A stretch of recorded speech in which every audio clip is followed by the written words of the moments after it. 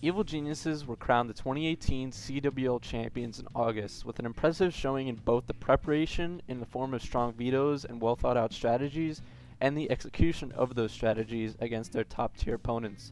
Prior to the event, Evil Geniuses held an abysmal search and destroy record in recent competition, losing 12 straight S&D maps across CWL Anaheim and Stage 2.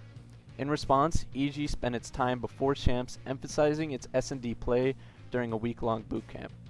Despite Search and Destroy being EG's weakest game mode at the CWL Championship at a 7-4 overall record, the team's improvement in the mode was the catalyst for turning EG from just mere contenders to Call of Duty champions. Today we'll break down their offensive strategies during the Ardent Forest S&D during the second series of the Grand Finals versus Team Kaliber. This would ultimately be the last S&D map of the tournament. Ardent Forest, EG's weakest map in previous competition, was played in 5 of their 9 matches at the championship. Only Team Envy would veto the map against the would-be champs. EG finished the run with a 4-1 record on Forest, with an impressive 2-1 head-to-head record versus the runner-ups Team Kaliber, on a map that TK felt comfortable on the entire CWL season. First round features EG's signature mid to A push that they used throughout the CWL championships, using this set play in 4 separate rounds with success in every attempt. You may have noticed it in the first round offense versus Optic Gaming in group play, and well, I think everyone watching this video remembers how that series concluded. Or maybe you even recognize EG use it against the exact same opponent, Team Kaliber, earlier on in the tournament during their matchup in the winners finals, round 10 of the Forest S&D to be exact. Now, I'm not sure that EG themselves created the play, they may have, but it doesn't matter because it really is an effective way to get the bomb down fast on the A site. It's really meant to catch their opponents off guard in the first offensive attack of the game, as you saw in the OG and this TK matchup. EG runs up fast down the middle and break off towards that quote-unquote unfavored bomb site at A, and then get into their post-plant positions as fast as possible. 3 of EG's players, Assault, Apathy, and Silly, rush mid while Aches rushes over to the cave. Assault and Apathy throw smoke grenades cutting off U and the 4th hardpoint entrance, respectively, to blind TK's defensive setup on B and back mid. With the rest of their tacticals, EG throw nades and a stun through the smokes in case any TK players decided to rush to the smoke blindly. Assault stays Fire Alley to watch Apathy and Silly's back in case either Kenny or Enable pushes through U. Meanwhile, Aches is basically playing a bait roll over towards Cave in case TK had sent a player over towards the A site, having him draw the attention of the opponents rather than the SMGs Apathy and Silly, who will be engaging the bomb site. After entering the cabin, EG has full control over the site, and they move over into their post-plant setup to prevent a retake from Team Kaliber. There are 3 choke points that EG need to watch for TK to break from: 1 Fire Alley, 1 cabin cut, and 1 in the back elbow. Assault has backed up to the cave where Aches was previously. He is set up in a crossfire with Silly, who's sitting next to Bomb, also watching cabin cut, but from inside the A site. Meanwhile, Aches is sitting on the back A-Rock head glitch, watching for any player to be flanking the A site from the back elbow, in this case, the TK player's accuracy. Lastly, Apathy, who has just planted the bomb, will be watching any player that pushes Fire Alley and into the snow area in front of the cave. This setup is pretty much perfect for trading kills if you're EG. If Assault dies from somebody cabin cut, Silly or even Apathy will be able to challenge easily. Vice versa, since there is a crossfire, if Silly dies first, then Assault or even Apathy should be in prime position to make the trade, since they are watching the exact same area from different angles. There really isn't a way Apathy should die first unless he gets gunned by the player in the snow area that he's watching, but if he did, then Assault could easily reposition himself to kill that opponent. Lastly, Aches should never lose his gunfight on the A-Rock head glitch, but Apathy could easily turn around and make the trade if it is needed. It takes a very long time for TK to attempt to break this setup. They don't even make their initial moves until the 25-second mark. First, Enable pushes through the Fire Alley into the snow area that I mentioned before. Apathy sees him and tags him for a few shots while calling him out to Assault. Silly actually loses the gunfight to Kenny, who has pushed the cabin cut, but is instantly traded by Apathy, who is also sitting right next to the bomb site. Assault turns his attention over to the right side of the cave, where he expects an injured Enable to be, and he finishes the kill off easily. At the same time, Aches wins the gunfight. As we predicted, he should over accuracy. You really should never lose that gunfight when you're on the A-Rock head glitch with an STG assault rifle in your hands. This leaves Pharaoh in an impossible 1v3 situation as he is still at the cabin cut with only 18 seconds left on the bomb timer. Despite getting the first kill on Apathy in the A site, he's dead to rights once Aches and Assault focus their attention towards him. In EG's next offensive round, round 3, we see that EG head towards the B site with a default B push.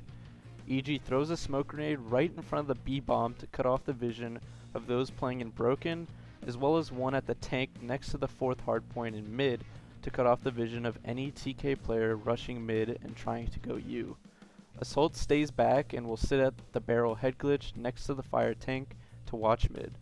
Silly has pushed up to U and with an SMG will act as bait in a crossfire with Apathy and Aches, who are near the bell tower making their way to the site. Enable makes a questionable play as he ends up pushing through the Evil Genius's smoke towards U.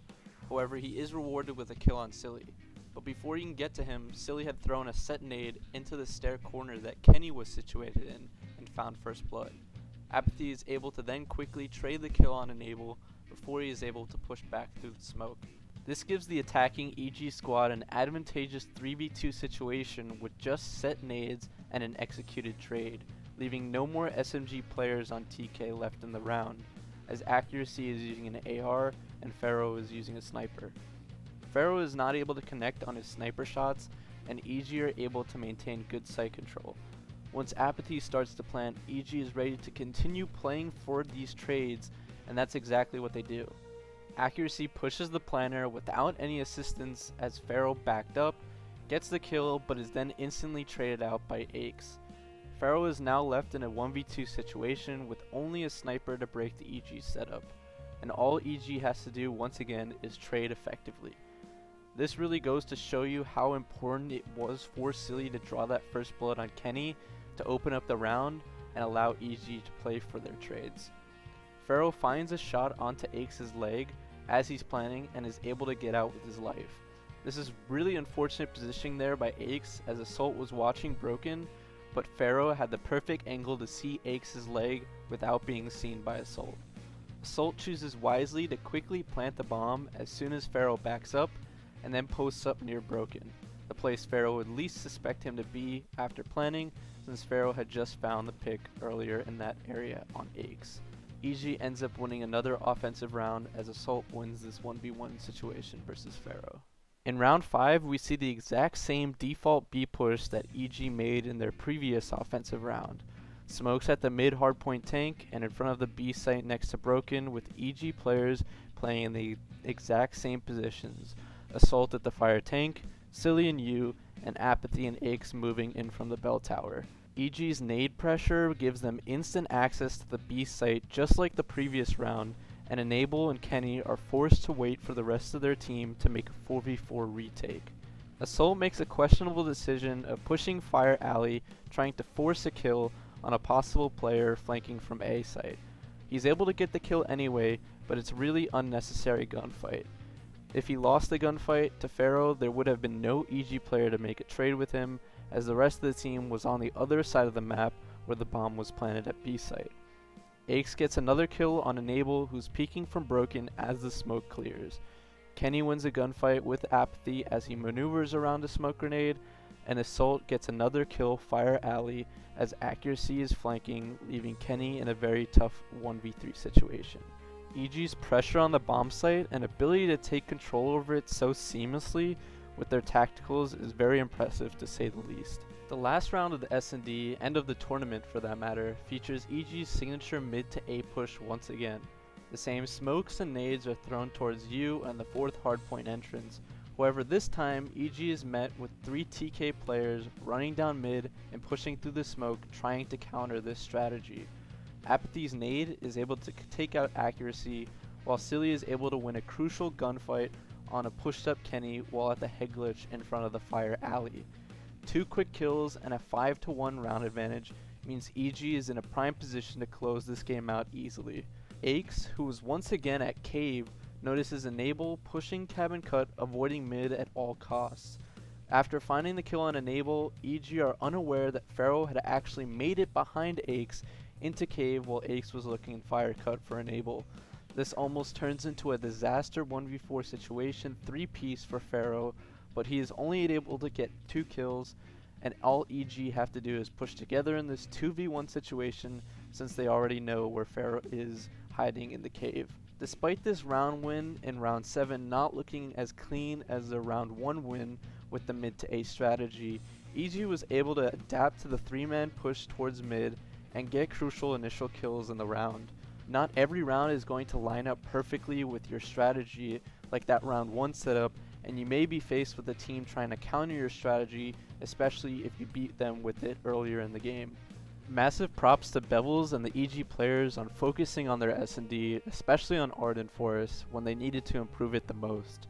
These offensive strategies utilized in the final game were just glimpses of what they were capable of doing in Search and Destroy that weekend, and it was even more impressive that it worked to perfection against one of the best teams in that map and game mode combination.